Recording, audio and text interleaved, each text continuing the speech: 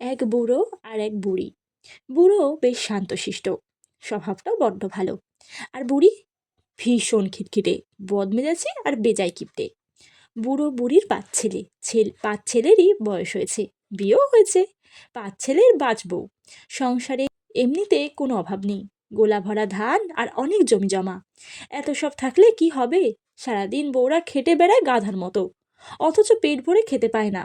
বুড়ি ভাবে বউদের কম কম খেতে দিলে বছর শেষে অনেক ধান বাঁচবে, বাড়তি ধান বেচে টাকা আসবে, বুড়ি সেই টাকা জমাবে। এদিকে সব বউয়ের শরীর দিন দিন ভেঙে পড়তে লাগলো। রাতে তারা স্বামীদের কাছে নালিশ করে, স্বামীরা এক কানে শোনে আর আরেক কান দিয়ে বের করে দেয়। মাকে গিয়ে কিছু বলার সাহস নেই তাদের। বউরাও শাশুড়ির কাছে মুখ খুলতে পারে না। এইভাবেই দিন যায়। 5 বউ একসঙ্গে সলা পরামর্শ করতে পারে না। বুড়ির কাছে খবর গেলে সবাইকে এক হাতে নেবে, এমনকি ঘর থেকে বের করেও দিতে পারে। তখন তারা কি করবে? তারা যে দিন দুঃখীর ঘর থেকে এসেছে, তাদের ঘরে কোনো কিছুই যে নেই। মা বাবা অল্প বয়সে তাদের পরের বাড়িতে পাঠিয়েছে। এদিকে কতদিন এইভাবে চলে? 5 বউয়ের মধ্যে ছোট বউ ছিল যেমন বুদ্ধিমতী তেমনই সাহসী। সে আর সব বউদের সঙ্গে চুপি চুপি আলোচনা করলো। তারপর বলল, এইভাবে চুপ করে থাকলে আমরা না খেয়ে একদিন সবাই মারা পড়বো। সবাই বলে, তবে কি করবে শুনি?